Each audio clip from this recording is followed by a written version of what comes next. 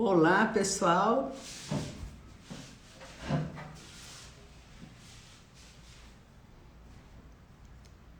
Boa noite. Estamos chegando aí, Nair querida. Pessoal querido, já vamos começar a nossa live de hoje. Vamos começar, já vou falar sobre o assunto que a gente vai conversar hoje. E é um assunto bem interessante.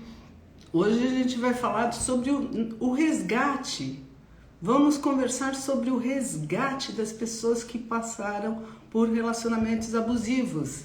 A gente vai falar sobre como é que as pessoas lidam com essa saída do relacionamento abusivo. Como é que fica, como é que elas ficam depois que elas saem do relacionamento abusivo. Então hoje a nossa live vai ser sobre como que é a percepção das pessoas, como que fica o estado emocional das pessoas, como que a pessoa pode agir frente à vida e se tem alguma sequela. Será que tem alguma sequela emocional depois de passar por um relacionamento abusivo? E olha, gente, eu tô falando de relacionamento abusivo, que é relacionamento com parceiros, com parceiras, relacionamentos com mães narcisistas, com pais narcisistas, de trabalhos onde existe um chefe ou algum colega narcisista. Então, são várias situações que muitas vezes na vida aparecem para a gente de modo inesperado. E eu acabei de falar dessa questão do trabalho, que eu já recebi várias pessoas que tiveram parceiros no trabalho abusivos e ficaram muito mal, tiveram inclusive burnout. Então, essas situações, quando elas vêm de modo inesperado, porque a gente fala muito sobre relacionamento abusivo dentro de um contexto familiar, mas no trabalho também vem de modo inesperado e as pessoas realmente não imaginam o que pode acontecer com um colega, principalmente quando as pessoas estão em grupos. Então o pessoal pensa assim, não, relacionamento abusivo deve ser do meu chefe ou do patrão de alguém, e não é. Às vezes você tem relacionamentos abusivos entre pares, colegas de trabalhos, entre amigos, mas o que acontece com tanta informação que as pessoas têm hoje em dia e quando elas têm a possibilidade de despertarem, de saber, puxa, eu estou realmente num relacionamento abusivo, essa pessoa tem um ar de magnanimidade enorme, ela se sobrepõe sobre mim, então tem um processo massivo de desqualificação e o processo de desqualificação do outro no relacionamento abusivo, seja ele de qual ordem for, ele é tão cego e tão massivo porque a gente pode equiparar ao bullying, né? A gente pensa que bullying acontece só entre as crianças, mas esse tipo de desqualificação ele é muito forte entre adultos. Ele não é tão declarado como quando acontece com as crianças, mas ao mesmo tempo ele existe. E ele causa um constrangimento enorme, do mesmo modo que acontece com as crianças. E mesmo quando são mães narcisistas, quando são pais narcisistas, quando existem parceiros narcisistas, lembrando que eu sempre falo parceiros, posso falar no sexo masculino, mas é para ambas as partes. Sempre que aparece esse tipo de relacionamento abusivo, a nota principal é trazer para o outro sentimento de humilhação, de vergonha e de invenção de verdades. Eu falo invenção porque é muita manipulação e muitas vezes a pessoa nem percebe aonde ela está enredada. Ela tem a certeza de que existe algo de errado, ela tem muitas vezes a certeza, inclusive, de que aconteceu algo, de que ela foi desqualificada. Só que o abusador, ele é mestre em desqualificar, inclusive, a percepção da vítima. O que dos porquês a gente já tem falado bastante durante as lives, e hoje eu vou me atentar mais a falar com vocês o que se faz quando a pessoa está saindo do relacionamento abusivo, como que é o emocional da pessoa e qual é o tipo de percepção que quem passou por um relacionamento abusivo precisa ancorar e precisa despertar e fortalecer para não cair em outro relacionamento abusivo. Porque o que eu vejo é que tem muitas pessoas que saem de relacionamentos abusivos e que depois elas entram em outros relacionamentos abusivos, e tem pessoas que ficam se retraumatizando e falam assim, não é possível que eu entrei num relacionamento abusivo de novo, e na maioria das vezes o segundo, terceiro relacionamento abusivo vai piorando. Aí vocês vão me perguntar, poxa, mas a pessoa não aprendeu o que é um relacionamento abusivo? Como que é que a pessoa lida com pessoas abusivas? Não tem um desenvolvimento? Relacionamento, Fernando está falando relacionamento tóxico versus relacionamento abusivo. Na minha percepção, Fernando, o relacionamento abusivo, ele sempre é tóxico. Eu vou explicar por que ele sempre é tóxico. O relacionamento abusivo, ele sempre é tóxico porque é muito difícil a pessoa sair dessa rede. O que pega de tóxico? Vocês acham que é o encantamento que pega a sedução do narcisista? Uma das alternativas é essa.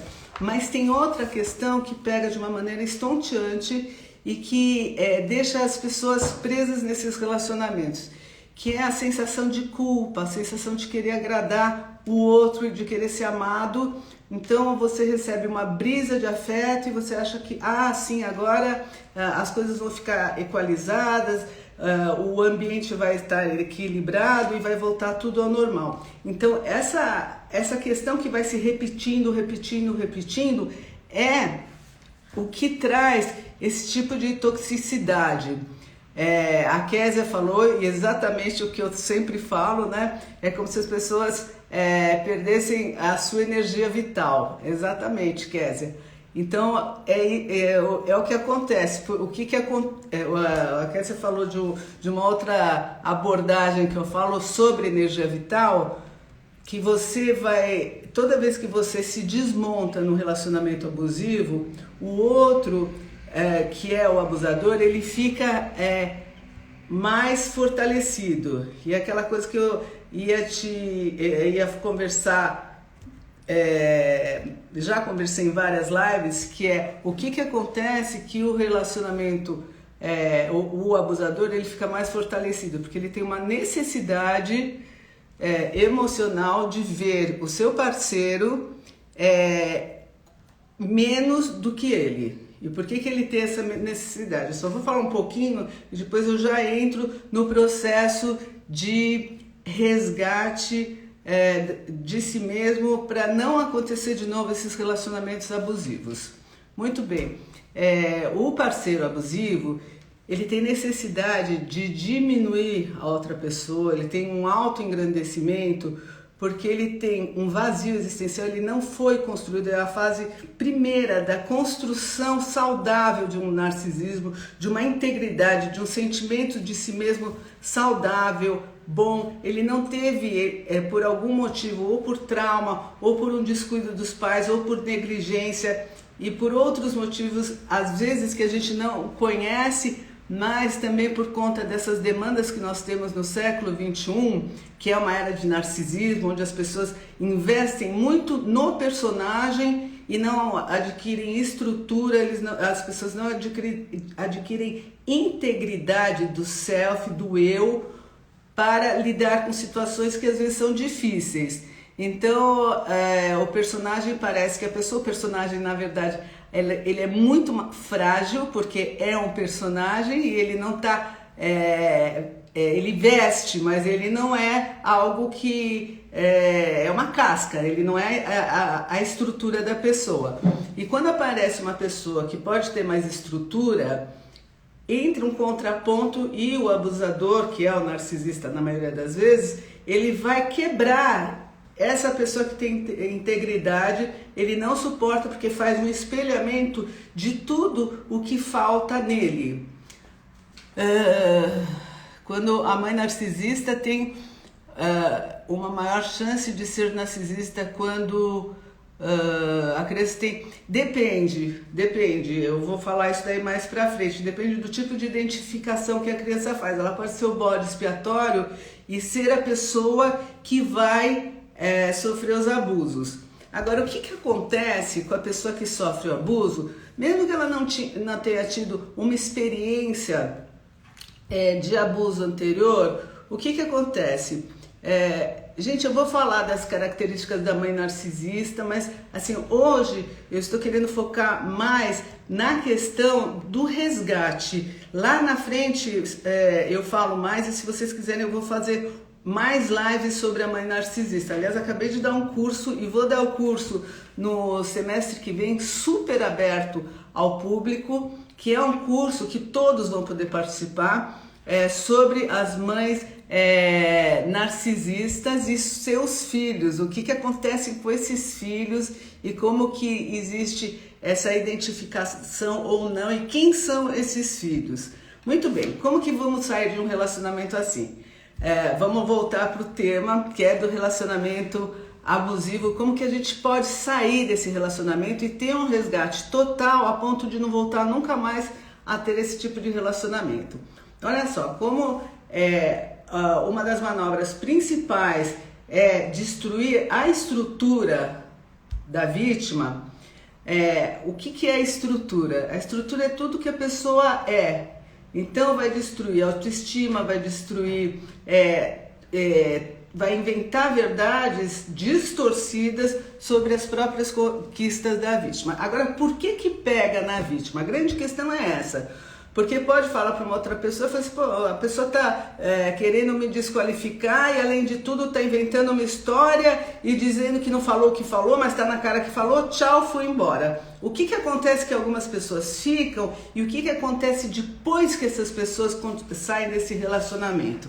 Vamos lá, a pessoa que fica num relacionamento abusivo, em algum lugar, este abusador, ele conseguiu tocar num lugar que é o lugar do desamparo, tá? O lugar do desamparo, o lugar daquele sonho dourado de ter aquele relacionamento onde vai existir aquele sentimento de fusão, de complementariedade. Então, pega pessoas ingênuas, pessoas que acreditam nessa relação de parceria e vão com uma cultura cega de que a parceria ela vai ser perfeita e esquece que existe um outro eu. E esquece de ver que esse outro eu, além do que apareceu no momento, existem outras partes desse outro eu que muitas vezes não aparecem. Agora, eu sempre falo que a gente tem os nossos sentidos interiores. Gente, eu vou ler tudo que vocês estão falando lá no final, senão eu não vou conseguir colocar. E eu acho que é bem importante para as pessoas que estão querendo não ter mais relacionamentos abusivos e estão querendo resgatar a identidade e ficarem blindadas em relação aos relacionamentos. Então, só para terminar essa parte, as pessoas acabam caindo no relacionamento abusivo e depois elas esquecem por vários motivos. Então, um é porque acha que vai ser a união certa, e depois ela certa e não vê e não se lê quando tem os sinais interiores. Outras questões são também porque existe um lugar que todos nós temos, que é um desamparo. Em algum momento a gente sente essa questão do desamparo. Não estou falando da rejeição, que também pode haver, mas estou falando do lugar mais primitivo que todos nós humanos temos, que é o nosso desamparo. A gente nasce desamparado, a gente nasce com uma dependência de um outro para a gente sobreviver. E a gente tem essa dependência e precisa desse outro para que nos dê amparo, para que a gente possa se sentir confortável e seguro para seguir em frente. Muitas vezes esse amparo inicial de vida, ele, em alguns momentos, ele pode ficar falho. O ambiente, por diversos motivos, pode falhar. Pode ter coisas muito importantes que falham, como agressões, como a mãe não ser empática a ponto de perceber quando a criança tem fome. Pode ser uma mãe eu estou falando mãe, mas eu falo de ambiente, da casa, né? Então pode ser que tenham pais que sejam negligentes, pais técnicos, porém negligentes no sentido de olhar para a criança e dar o significado para a criança, né? Dar o significado e dar aquele significado que está muito além da percepção de encantamento do bebê. Olha, esse nenê está com frio, está com fome e por aí no desenvolvimento. Então, a criança, de alguma maneira, ela vai sentir uma espécie de desamparo e de não ser cuidada na medida em que precisou. Bom, o que acontece? Isso vai passar na vida da pessoa, a pessoa fica um adulto, cria um monte de recursos e esses recursos, muitas vezes eles nem precisam aparecer como protetores do lugar desamparado, porque a vida pode ir mostrando para a pessoa que ela vai se amparar e vai resolver as questões dela.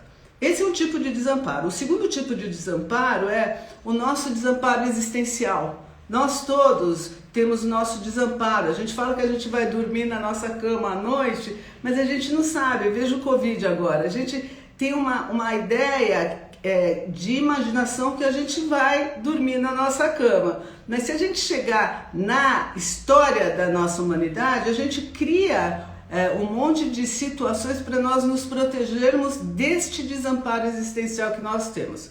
Por que eu estou falando desses dois desamparos? Primeiro, porque o abusador, como ele vai destruindo todos os recursos e vai desqualificando os recursos, ele vai colocando a pessoa nesses dois tipos de desamparo. No desamparo primitivo, que poderia estar muito bem sanado, e no desamparo existencial, que é o nosso modo de surfar na vida, mas até nisso ele vai destruir. Se a pessoa trabalha, ele vai desqualificar o trabalho. Se a pessoa depende do parceiro, ela vai ficar mais submetida e mais submissa ao parceiro ainda, ele vai abusar desse lugar. Então, todo essa questão do desamparo, ela vai ficar na 15ª potência. Muito bem. Aí a pessoa percebe que está nesse relacionamento abusivo e mesmo se sentindo muito enfraquecida por todos os motivos que a gente tem falado muito nessas lives, por todas essas questões que eu tenho falado bastante com vocês, mesmo que ela saia enfraquecida, ela ainda tem uma coisa muito forte em nome dela que se chama o grito da sobrevivência. Nós somos máquinas biológicas fadadas à sobrevivência. Isso é fato. Se a gente corta aqui, vai cicatrizar. Então, se a gente está num relacionamento muito abusivo e a gente está correndo risco na nossa sanidade mental, na nossa saúde e na nossa qualidade de vida, com certeza em algum momento a gente vai ter um grito pela sobrevivência. Nós estamos fadados a isso. Infelizmente, às vezes o grito vem por intermédio de uma doença, por intermédio de um estado muito depressivo. E graças aos céus que as pessoas estão ficando cada vez mais despertas e sabem que esse grito pode vir muito antes de estar próximo de um colapso, que é o grito maior em nome da sobrevivência. Muito bem, então vamos falar que a pessoa sai do relacionamento e ela vai sair neste grito e na opção pela vida e vai sair com certeza liberta, porém vai ter sequelas. E não adianta a gente dizer que não tem sequela, e isso daí é muito pouco falado por quem trabalha com questões de abusadores. Tem sequela sim, às vezes tem antes e são os ganchos que esses abusadores pegam e às vezes as sequelas são inauguradas durante o processo de relacionamento abusivo, quando são filhos de mães abusivas, já vem com esse tipo de fragilidade, que é a questão do desamparo, de novo, que é o desamparo existencial, então é como a pessoa sai do relacionamento abusivo. E também as outras sequelas que são o medo da rejeição, isso já quem é modelado em situações mais abusivas dentro da própria casa, mesmo que tenha sido sutil, tem o medo da rejeição, o cuidar desta mãe e deste abusador para que ele tenha paz e a vítima também tenha paz.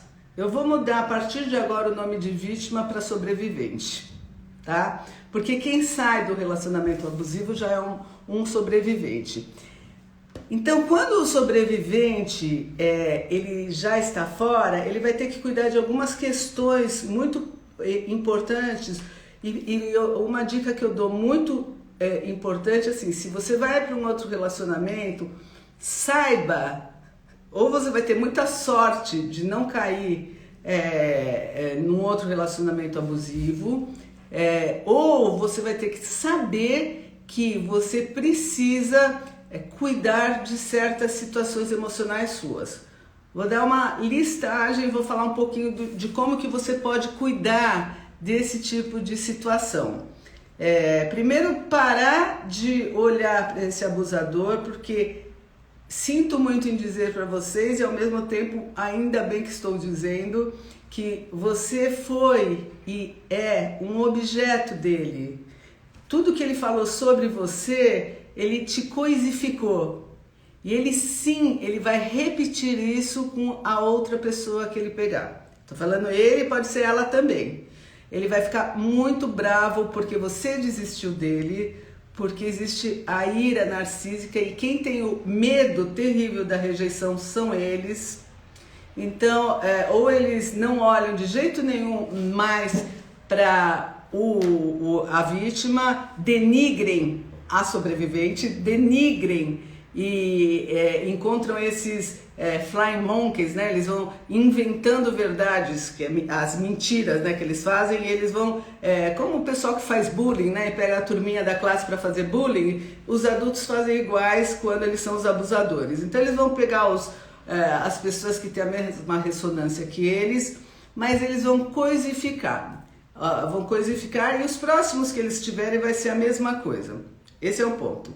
Então, se você por acaso olhar no Facebook, olhar no Instagram, ele já tá com outra, já tá desfilando, não sei o que, olha, assiste um filme que você não pertence mais e dê graças a Deus.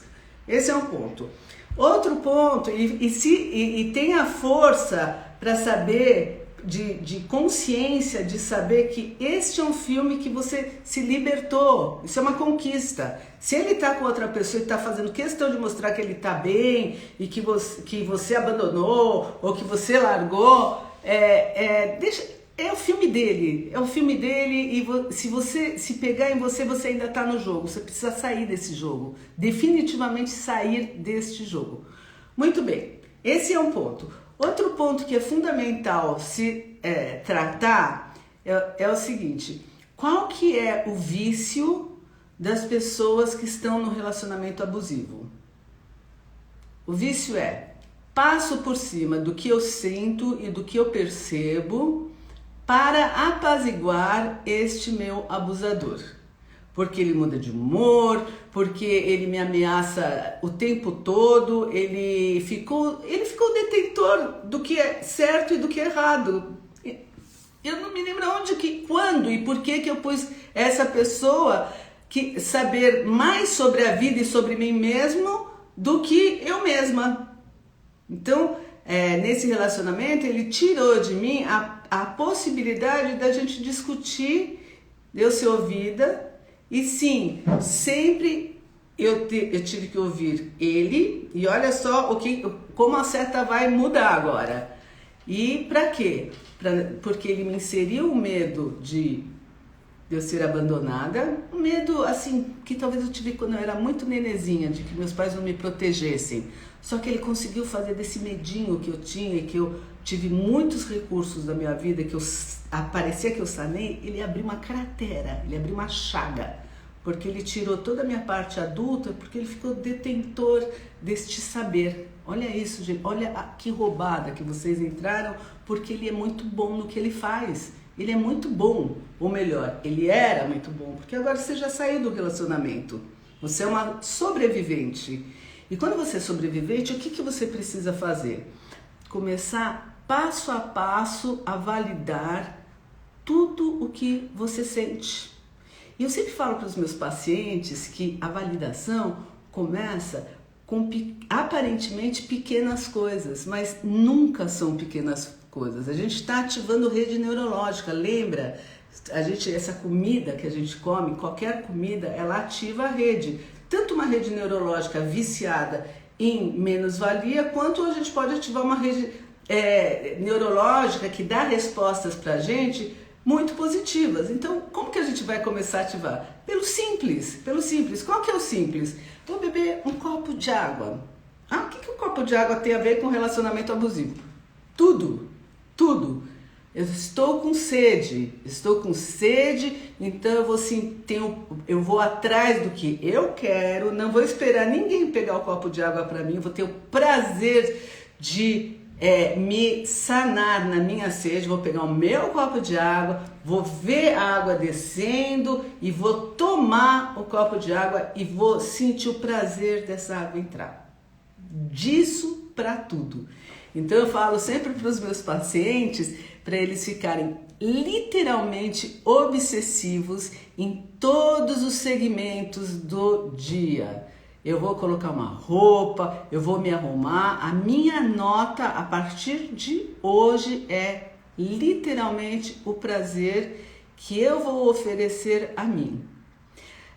Mas como que eu faço isso daí se eu adoro cuidar dos outros, por exemplo? Eu adoro. Aliás, o meu abusador me pegou por causa disso. Porque eu adoro cuidar, adoro ter prazer é da minha natureza. Ok, ninguém vai tirar de você o que você é. Só que você vai saber qual é o seu limite. Isso daí você esqueceu. Você lembra que você esqueceu no teu relacionamento abusivo? E desde quando que você esqueceu isso? Será que é desde que você é pequenininho? Será que ficou forte no relacionamento abusivo?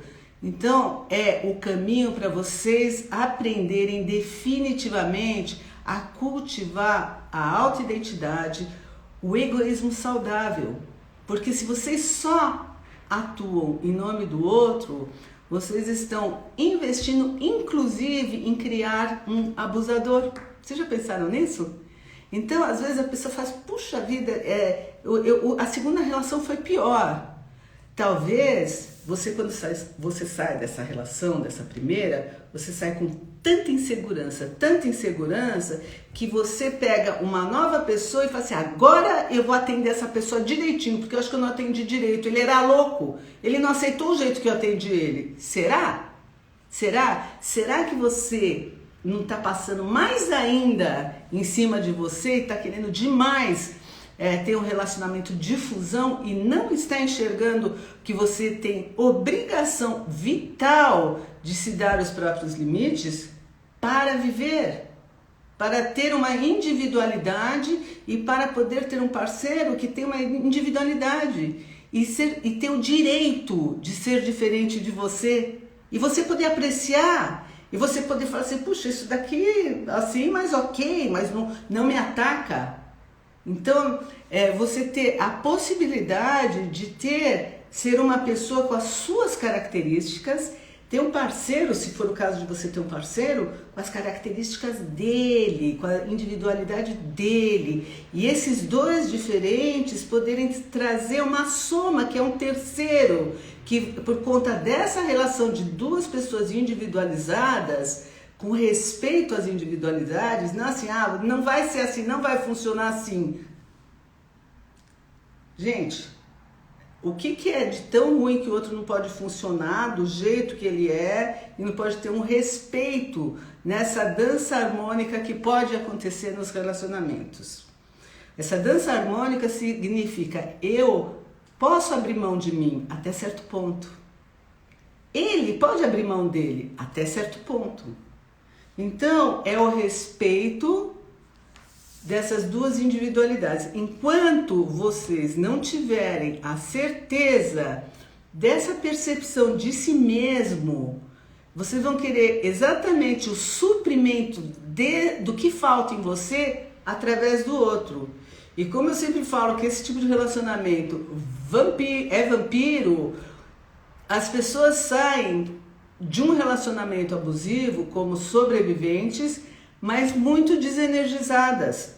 Muito. Existe um tempo para se recuperar, para recuperar a energia vital, para recuperar a autoidentidade, para recuperar, inclusive, muitos dos meus pacientes, depois que passam pelo relacionamento abusivo, muitos dos pacientes, eles ficam ainda, depois de um tempo, quando já estão fortalecidos, aí eles se escandalizam e falam assim, gente, parece que era uma outra pessoa. Como que eu me submeti a esse tipo de relação? E que é bom você ficar com perplexidade, porque aí você se afasta deste eu que adoeceu. Então você já sai, já se fortalece, se afasta e tem o direito de ter essa perplexidade e de ficar bem com esse filme que não te pertence mais. É isso que eu quero passar hoje para vocês, é essa legitimidade de você poder ser quem você é, e isso às vezes pode demorar um pouco de tempo, porque esse resgate, quando é muito tempo de abuso, ele causa muita confusão em quem eu sou e em quem eu quero.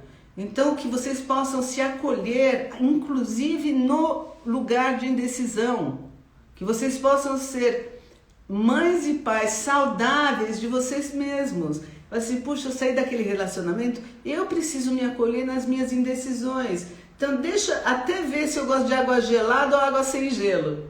Né? A gente começa pelas pequenas coisas, pelas situações simples.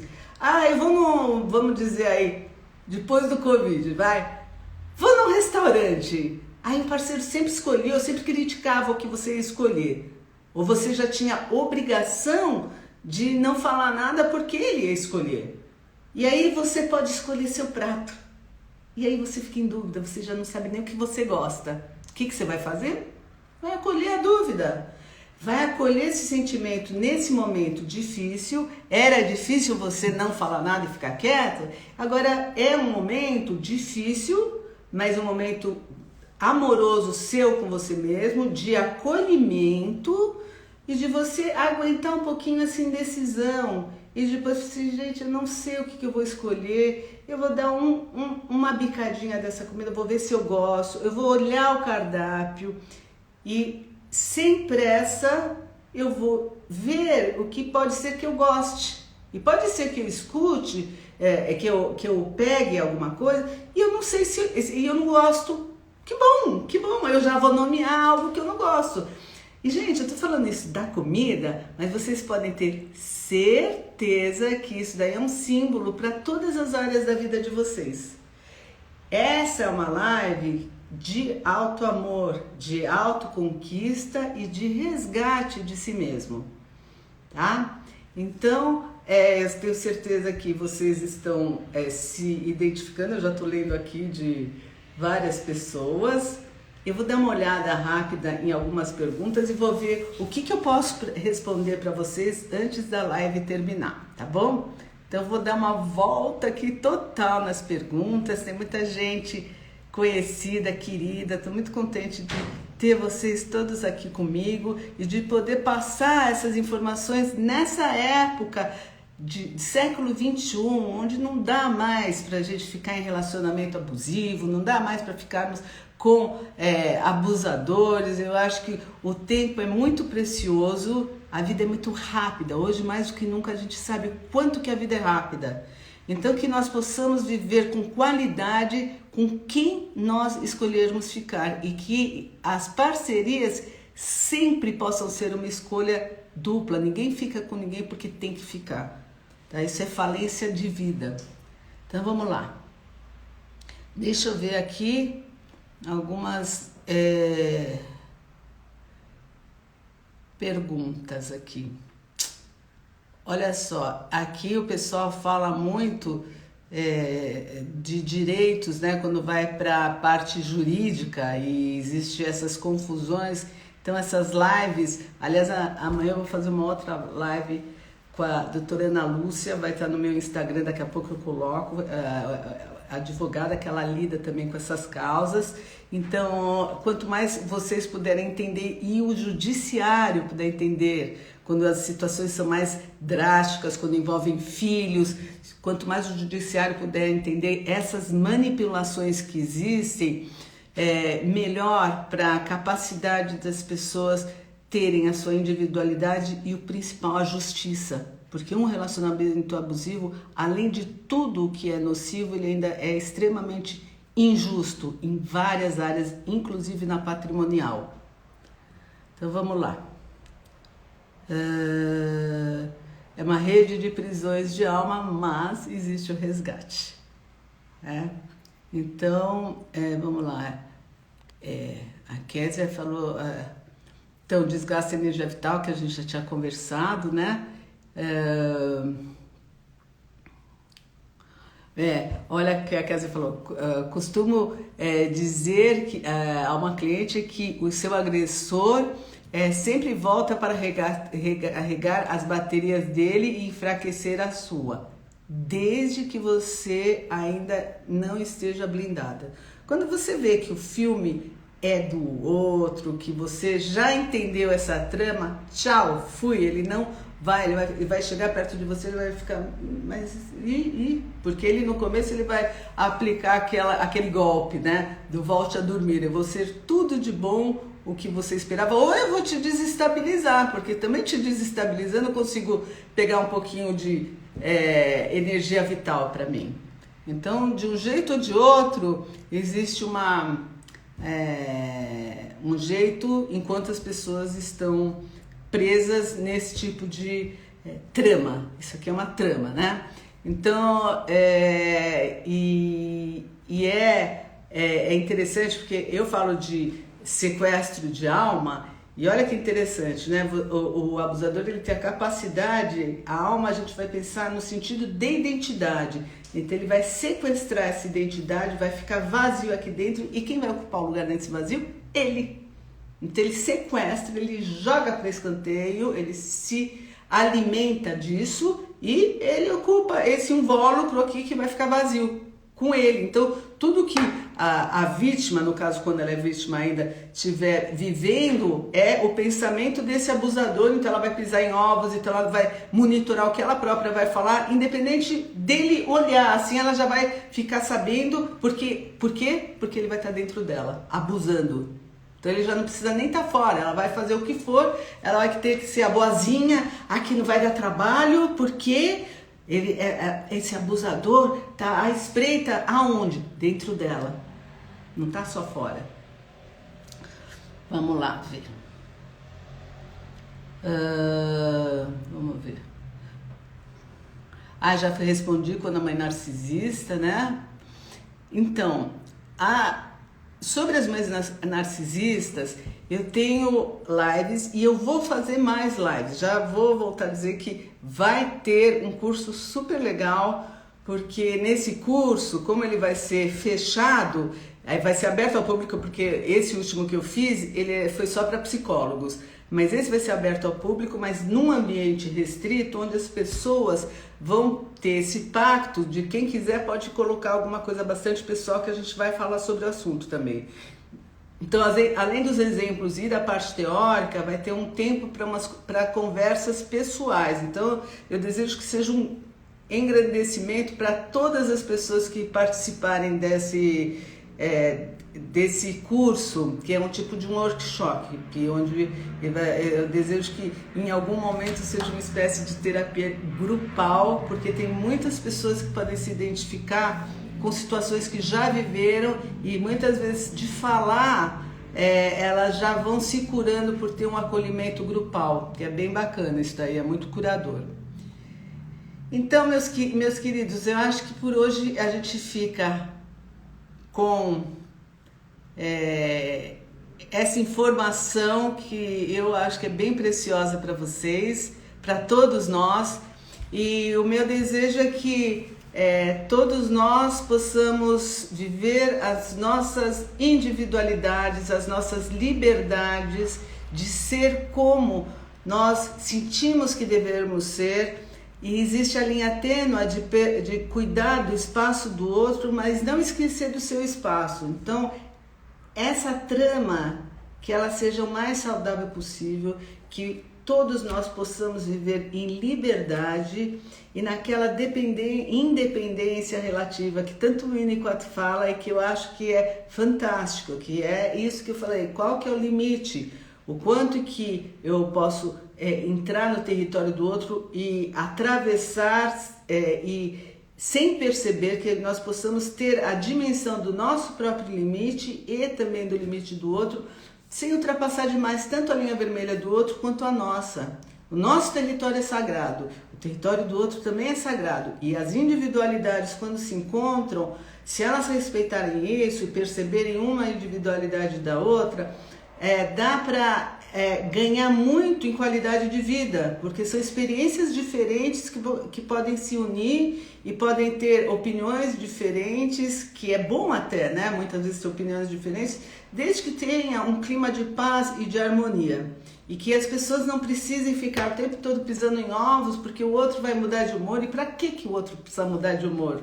Não é? Porque um fala assim, porque o outro fala assado. Que perda de tempo e de vida, né? Ficar monitorando o outro, né? E que perda de tempo e de vida você se entregar a sua vida para ser monitorado, né? Por isso que eu sempre falo, desejo que essa live cumpra a missão que eu tenho feito ao longo da minha vida comigo e com quem eu passo as minhas informações, que é quanto mais despertos, melhor. Então, super beijo para vocês. Amanhã vai ter live com a doutora Ana Lúcia, no canal dela, Ana Lúcia Riccardi, eu vou passar para vocês. E semana que vem, uma outra live, se vocês quiserem algum tema em relação ao despertar, em geral, ou relacionamentos abusivos, vocês podem me mandar no direct. Eu vou fazer um questionário aí para ver o que vocês desejam de live para a semana que vem. Vou inaugurar algo um pouco diferente dessa vez para terça que vem, tá bom? Vou fazer uma enquete, tá bom? Então, super beijo para vocês e até terça que vem e até amanhã também. E quanto mais despertos, melhor. Beijão!